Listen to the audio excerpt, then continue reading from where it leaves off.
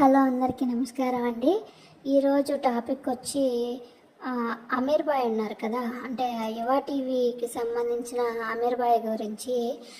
అమీర్ భాయ్ గారు, మీరు మార్నింగ్ జగనన్న గురించి 9 ఏళ్ల పాప మీద జరిగిన అత్యాచారం గురించి మాట్లాడారు కదా. జగనన్న వాళ్ళ పేరెంట్స్కి, వాళ్ళ అమ్మా నాన్నకి సానుభూతి తెలియజేస్తూ ఒక పోస్టు పెట్టుంటే బాగుండేది అనేసి నన్ను చెప్పారు కదా సోషల్ మీడియా పరంగా.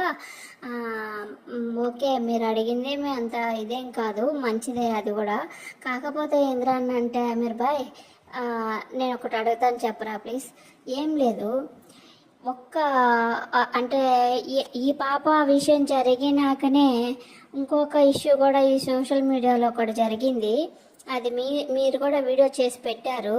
అదేంటంటే యూట్యూబ్లో ఒక ఫాదర్, ఒక పాపకు సంబంధించిన, ఒక పాపకి ఒక నాన్నకి సంబంధించిన వాళ్ళ రియల్ ఫాదరో లేకపోతే రియల్ ఫాదరో కూడా నాకు తెలియదు విషయము. అలాంటి వాళ్ళకి సంబంధించి ఆ పాప గురించి, ఆ ఫాదర్ గురించి, ఆ నాన్న గురించి బ్యాడ్గా ఎక్స్ప్లెయిన్ చేసి చెప్పారనేసరని, వల్గర్గా మాట్లాడారనేసరని హీరోలు కానించి, హీరోలు కానించి, పొలిటీషియన్ కానించి, రాజకీయ నాయకులు కానించి ఈ పబ్లిక్ కూడా రెస్పాండ్ అయ్యారు ఆ విషయంగా. ప్రతి ఒక్కరు పోస్టులు, యూట్యూబర్లు కూడా పోస్టులు చేశారు. పోతే డిజిటల్ మీడియా కూడా రెస్పాండ్ అయ్యింది దాని గురించి, అందరూ రెస్పాండ్ అయ్యారు. కానీ మన రాష్ట్రంలో, మన ఏపీలో ఈ టీడీపీ గవర్నమెంట్ వచ్చిన ఒక 1 month నుంచి నాకు తెలిసి ఇది 7వ 9వ అనుకుంటా ఆడపిల్లల మీద అత్యాచారాలు జరగడం అనేది, అంటే ఇష్యూలు జరగడం అనేది, ఆడ లేడీస్ వాళ్ళ మీద జరగడం అనేది.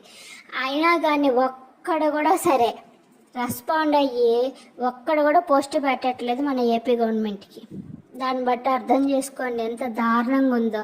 పోతే జగనన్న పోస్ట్ పెట్టలేక కాదు, నేను అనుకునేది ఏంటంటే దానివల్ల ఏమవుతుంది, దాన్ని కూడా మాట్లాడుకునేదానికి ఇప్పుడు ఏదైతే గవర్నమెంట్లో ఉండే ఈ టీడీపీ కూటమి మాట్లాడుకునేదానికి జగనన్నే అవకాశం ఇచ్చినట్లు అవుతుంది, అంతేనా? అది పోస్ట్ చేస్తేనన్నా మనకి తెలుసో తెలియకుండానో జగనన్న చేయాల్సింది చేస్తుండొచ్చు కదా. రెండోది ఏంద్రానంటే, అసలు నాకు అర్థం కాని విషయం ఏంటంటే, ఈరోజు ఇప్పుడు బైరెడ్డి సిద్ధార్థరెడ్డి గారు వాళ్ళ ఇంటి దాకా వెళ్తానన్నా కూడా సరే పోలీసు వాళ్ళు పోలీస్ స్టేషన్లో తీసుకొచ్చి పెట్టి వాళ్ళనే ఇక్కడ పిలిపించి మాట్లాడారంటే ఈ రాష్ట్రంలో అసలు ప్రజాస్వామ్యం ఉందంటారా? విలువ ఉందా? జగనన్న రెస్పాండ్ అయినా అవ్వకపోయినా పర్లేదు అమీర్ భాయ్, మన రాష్ట్ర గవర్నమెంట్ రెస్పాండ్ అయితే ఆ పాపకి న్యాయం జరుగుతుంది, వాళ్ళ కన్న వాళ్ళకి న్యాయం జరుగుతుంది అనేది నా పర్సనల్ ఒపీనియన్. అవునా? లేదంటే చూడండి ఎంత దారుణంగా ఒక హోమ్ మినిస్టర్ అనిత గారు ఇదే విషయం మన వైసీపీ గవర్నమెంట్లో జరుగునుంటే ఎంత రచ్చ చేసేవాళ్ళు వీళ్ళంతా కలిసి. అంతెందుకు బాయ్, పవన్ కళ్యాణ్ కూడా సుగాల ప్రీతి గురించి మాట్లాడారు. ఆయన ఎమ్మెల్యేగా గెలిచేంత వరకు ఆమెను అడ్డం పెట్టుకున్నారు.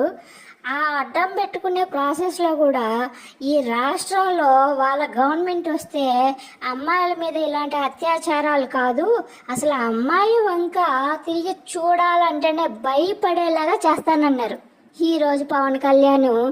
మీరైతే భలే వీడియో చేసి పెట్టారు పై టీజీకి అటు చూస్తూ ఇటు చూస్తూ భలే పెట్టారు. అలా ఉంటుంది పవన్ కళ్యాణ్ వేసే వేషాలు. గవర్నమెంట్లోకి వచ్చినప్పుడు ఒకలాగా, గవర్నమెంట్ లేనప్పుడు ఒకలాగా.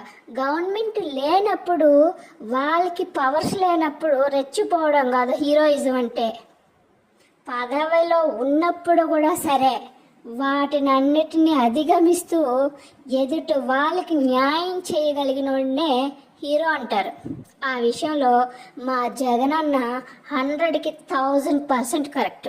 ఎప్పుడైనా చూసారా వైఎస్ఆర్సీపీ గవర్నమెంట్లో ఇలాంటి నేరాలని, ఆడవాళ్ళ పట్ల ఇట్లాంటి దౌర్జన్యాల్ని, అత్యాచారాల్ని? చెప్పండి అమీర్ భాయ్. జగనన్న పోస్ట్ చేయకపోవటానికి కూడా ఒక రీజన్ ఉంటుంది నాకు తెలిసి. పోతే ఆ పాప మీద వీళ్ళంతా చెప్పినట్టుగా ఎవరో మైనర్ అబ్బాయిలు 12 ఏళ్ళు 13 ఏళ్ళు ఉండే అబ్బాయిలు అత్యాచారం చేసి ఆ అమ్మాయిని కాలంలో వేశారని అయితే నేను అనుకోవట్లేదు. ఈ టీడీపీకి సంబంధించిన నాయకుల పిల్లలో ఎవరో ఒకరు ఇన్వాల్వ్మెంట్ ఉంటుంది. అందుకే ఆ విషయం రానియకుండా ఎక్కడిదక్కడ నొక్కుతున్నారేమో బయట రానియకుండా అనేసానని నేను అనుకుంటున్నాను. లేకపోతే 12 ఏళ్ళ అబ్బాయిలు అత్యాచారం చేసి ఆ పాపను కాలంలో తీసుకువేయగలుగుతారంటారా?